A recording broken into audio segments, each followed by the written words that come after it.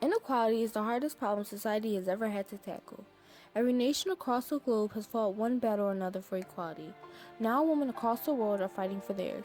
However, the movement and its fight for equality is not perfect. People outside the feminist movement view it as a hateful and unjust movement towards men and other females a part of other minority groups. Meaning, the way feminism is displayed in the media needs to include more people from different backgrounds and illustrate that it is still fighting for equality. In order to fix this, feminist theory itself must be changed, and diversity needs to be more involved within the feminist movement. With new awareness of the inequalities women face for their gender, women have risen in society and their voices are valued more than they have been in the past. Nevertheless, some feminists take things too far, their definition of rape excluding men. In Marilyn French's novel The Woman's Room, she states that all men are rapists and that's all they are. But between 2009 to 2010 and 2011 to 2012, estimated 78,000 people were recorded raped in Wales and England. 9,000 of those were men. Male rape victims are often denied support from family members and friends because men aren't supposed to show weakness. In addition, Robin Morgan states that man-hating is an honorable and viable political act. In the feminist dictionary, males are defined as a degeneration and deformity of the female. This isn't promoting equality for women, but superiority over males. For a movement that fights for equality, this is quite hypocritical. Women from different cultural, religious, and ethnic backgrounds are also misrepresented, and the movement does not take into consideration the increased struggles of women involved in other minority groups. These women are called intersectional feminists. Christina Hall Summers describes intersectional feminism as the intertwining of pathologies such as racism and sexism that creates more burdens for certain women. For example, white women were paid 79% of what white men were, but black females were only paid 60%. Factors such as economic class also affect how women are treated. Women with low-paying jobs are paid even less than men working in the same field than a typical woman. Beyond intersectional feminism, not acknowledging feminism being something to internalize by individual feminists is a problem. A Ukrainian feminist group told Muslim women to get naked, stating the hijab is oppressive.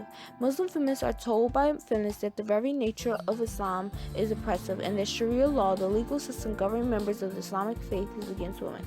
However, many Muslim feminists feel that Islam liberates them and that when Sharia law is distorted, only then is it oppressive to women. Atiya Latif describes how feminism exists in her own parameters. Yes, I consider myself to be a feminist, and what this means to me is that my hijab, rather than inhibiting me from embodying that feminism, further allows me to propagate that feminism, allows me to embody this idea that I am no longer a sexual object, that I'm a human being. Furthermore, groups like TERF, Trans Exclusionary Radical Feminism, are telling transgender people they can't be feminists because of how they were born biologically. They exclude them from the movement, going as far as to say the feminist movement does not fight for them. To solve this, we have to make it known that men can suffer the same as women. Both men and women have to work together. Patriarchy has only benefited men, so men must take active steps to solve the problem. Sexism is as harmful to men as women, creating hypermasculinity within men, making it hard for them to express emotions. This affects male rape victims the most, but women-hating men is not the solution. It just adds more to the problem. Equality for women can't be achieved if hatred is a tool to get it. Men must challenge themselves and others to end patriarchy. Women should allow men to work side by side with them for equality. Working together will help their goals be achieved faster. Furthermore, feminist leaders must also take active steps to represent intersectional feminists.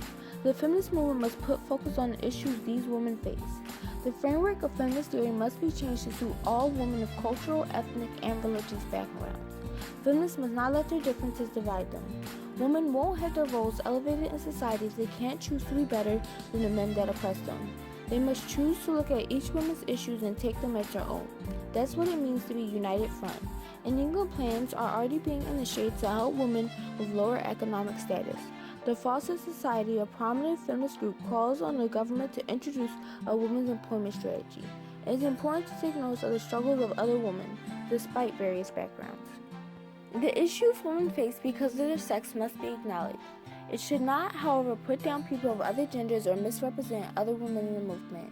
Inequality is something that must be tackled by everyone, not just the people involved.